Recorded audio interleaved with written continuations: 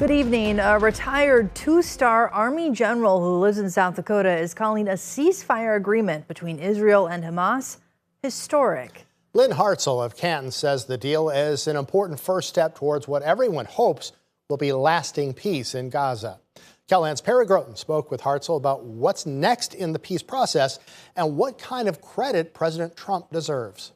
There is jubilation among both Israelis and Palestinians as the rest of the world absorbs the significance of a ceasefire in Gaza. That is a monumental and historic first step. I mean, that's a tremendous accomplishment.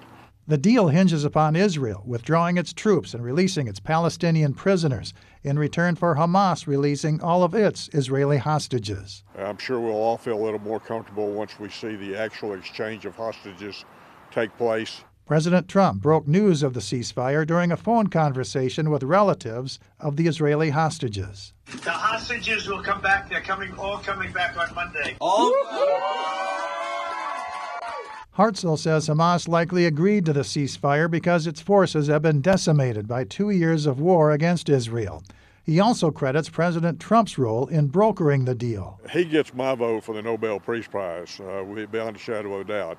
Hartzell says there are still a lot of unknowns ahead, including whether or not Hamas is willing to lay down its arms and give up control of Gaza. Still, he sees a ceasefire as a breakthrough that could eventually have a lasting impact on the entire region.